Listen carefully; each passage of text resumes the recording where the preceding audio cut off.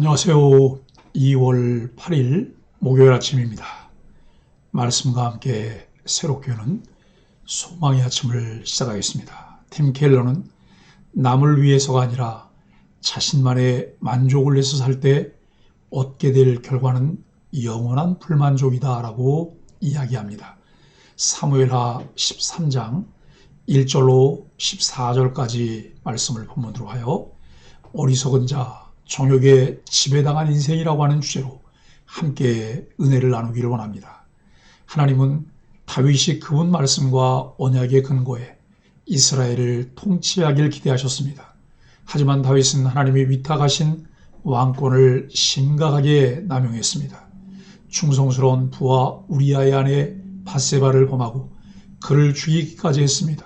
나단 선지자의 책망을 듣고 다윗이 회개하자 하나님은 그를 용서하십니다.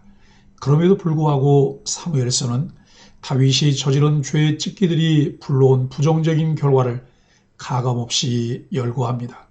다윗의 간음과 살인죄를 다루었던 앞선 사건이 마무리되고 여기서부터는 새로운 이야기, 곧 왕위 계승 이야기가 솔로몬이 왕위에 오르는 열왕기상 2장까지 길게 이어집니다.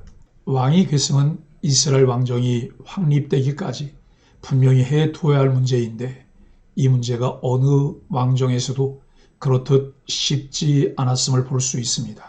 다윗의 공식적인 첫째 아들이었던 암논은 왕위 계승 서열에서는 가장 앞서 있었습니다. 그런데 그는 그만 금지된 짝사랑에 빠지고 말았습니다. 베다른 왕자 압살롬의 동생 다말을 사랑했습니다. 이로써 이야기의 초점은 다윗에게서 그의 자녀들로 옮겨갔습니다. 암논도 금지된 이 짝사랑을 이룰 수 없음을 잘 알고 있었습니다.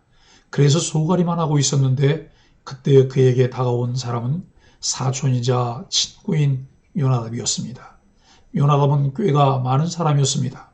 그런데 문제는 암논에게 근본적 해결책이 아니라 암논의 욕망을 채울 악한 수단을 조언하였습니다. 그것은 어떻게든 다말과 함께 있을 기회를 만들 방법이었습니다. 왕위 계승 서열의 우위를 차지하고 있는 왕자가 병들었다고 하면 다윗 왕의 관심을 받을 것이고 그때 다말과 함께 있을 기회를 청하라는 것이었습니다.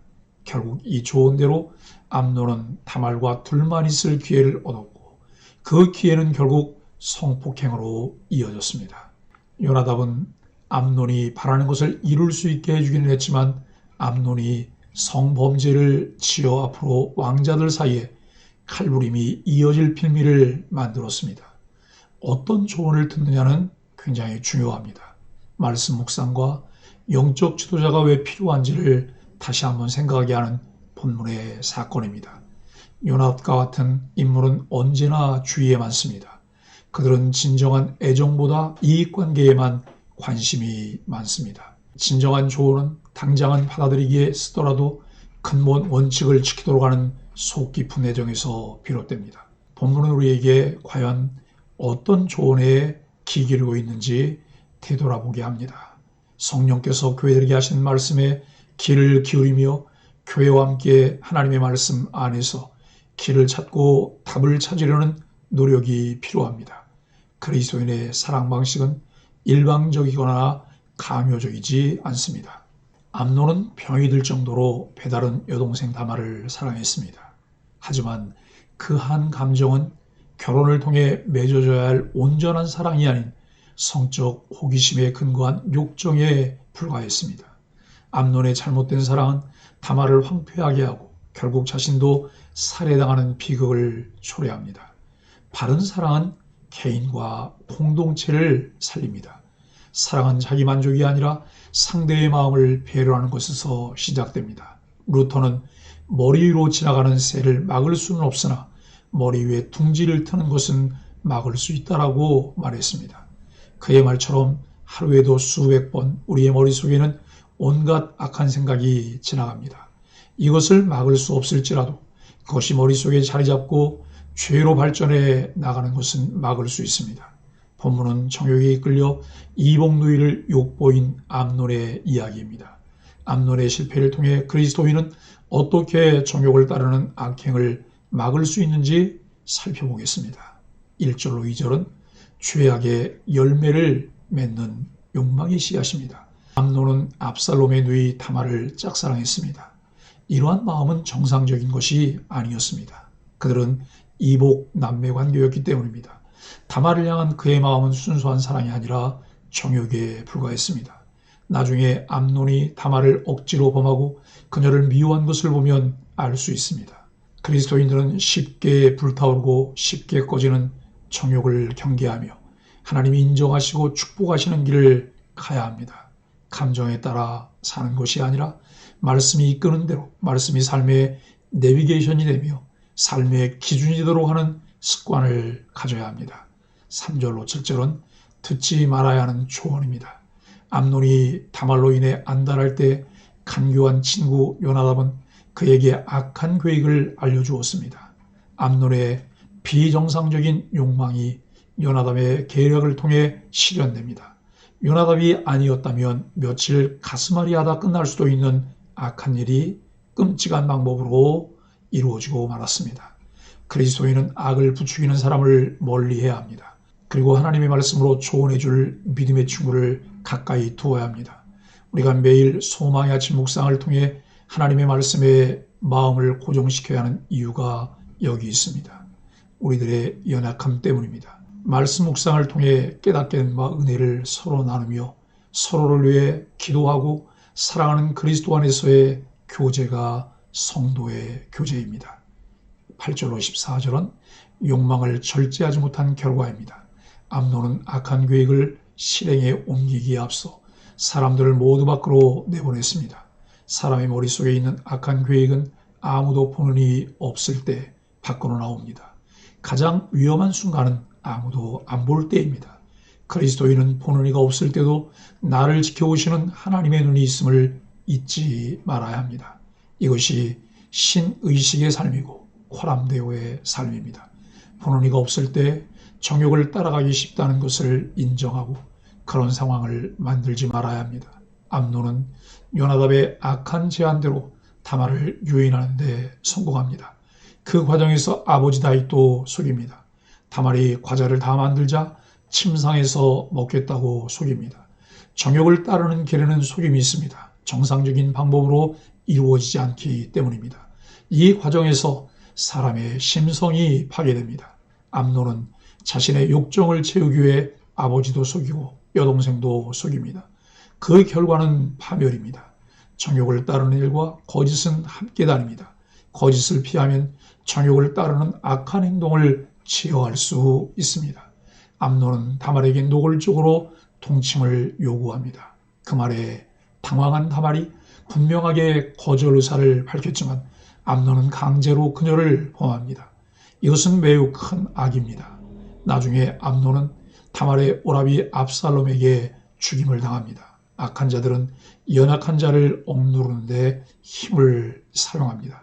그리스도인은 사람을 살리는 일, 악한 정욕을 끊어내는 일에 힘을 사용해야 합니다. 자신을 저 말씀에 복종하게 하는데 힘과 의지를 사용해야 합니다. 그리스도인은 하나님이 인정하시고 축복하는 삶을 추구하고 정욕을 따라 사는 삶은 거부해야 합니다. 악한 생각이 머리에 둥지를 틀고 나를 지배하지 않도록 늘 깨어 있어야 합니다. 그러려면 순간적인 감정이 아닌 영원한 말씀을 붙들어야 합니다. 믿음의 친구를 곁에 두고 교회를 통해 영적 지도를 받는 것이 얼마나 중요한지를 알아야 합니다. 하나님의 불꽃 같은 눈동자를 의식하는 사람은 매 순간 성령의 도움을 구하며 욕망을 절제하고 선을 행하는 삶으로 진정한 만족과 기쁨을 누리며 살게 됩니다. 배불런 효과라는 이론이 있습니다. 가격이 높을수록 오히려 수요가 늘어나는 효과, 쉽게 말하면 비쌀수록 더 잘 팔리는 효과입니다. 이 배불런 효과가 관심받는 이유는 이 이론이 인간의 모방적 욕망과 경쟁과 허용심에 기초하고 있기 때문입니다. 이 이론은 현대사회 경제소비 키워드가 모방임을 잘 설명하고 있습니다. 나의 진짜 갈망이 무엇인지 모르니 남의 욕망을 모방합니다. 내가 정말 무엇을 좋아하는지 물어보지도 않은 채 남들이 다 하니까, 남들이 다 가니까, 남들이 다 좋아하니까 남의 것을 모방하기 바쁩니다. 내가 무엇을 쫓아가는 줄도 모르는 채. 이것이 모방 욕망입니다. 그렇다면 모방 욕망은 나쁜 것일까요? 우리의 욕구 혹은 갈망 자체를 나쁘거나 나쁘지 않다고 말할 수는 없습니다. 그런데 우리가 우리의 욕구를 점검하지 않으면, 무엇을 갈망하는지 알아차리지 않으면 이 욕망은 길들여지지 않은 망아지처럼 자기 마음대로 날뜁니다. 그럼 길들여지지 않은 나의 모방 욕망은 어떻게 진화할까요? 모방 폭력으로 진화합니다. 이게 무섭습니다. 쉽게 말해 멈춰서서 내가 정말 하고 싶은 것을 찾는 시간이 없으면 남의 갈망을 내 것인 양 착각으로 살게 됩니다. 그리고 남의 것에서 내 욕망을 찾았기에 나에게는 없고 남에게 있는 것을 보며 질투심에 사로잡힙니다. 이 감정만으로도 우리는 폭력성을 느낍니다. 그래서 성경은 누구를 미워하기만 해도 살인이라고 말씀하셨습니다. 남을 향한 이러한 질투심이 내 영혼을 죽입니다. 이 질투심은 다른 사람의 영혼을 향해서 분노하며 부글부글 끓고 있다가 어떤 시점에 그 사람도 상하게 하는 동기가 됩니다. 이런 모방 폭력의 마음은 나도 죽이고 남도 상하게 하는 무서운 감정입니다. 그리스도인은 추악한 욕망과 죄를 분별하고 그것을 멈추게 하는 신앙 양심이 늘 작동하게 해야 합니다. 주님은 욕망을 절제하고 죄 짓지 않을 기회를 여러 번 주십니다. 그러므로 우리는 욕망을 버리려고 애쓰면서 경건한 삶을 훈련하며 습관이 되게 해야 합니다. 매일 하나님과 동행하며 말씀과 성령으로 충만한 상태를 유지하는 것이 죄의 유혹을 이기는 가장 좋은 방법입니다. 우리 소망의 교회는 이러한 것을 갖기 위한 습관 훈련으로 매일 소망의 아침 묵상을 하고 있는데, 꾸준히 한결같은 마음으로 말씀을 따라가며 자신을 훈련하는 소망의 한족들이 되기를 예수 그리스도 이름으로 간절히 축복합니다. 함께 기도하겠습니다. 하나님, 잘못된 생각에 사로잡혀 죄의 길을 걷는 어리석은 모습이 우리에게는 없는지 돌아봅니다. 늘 하나님 말씀에 비추어 우리의 마음과 행동을 살피고 지혜로운 선택을 하게 하여 주옵소서.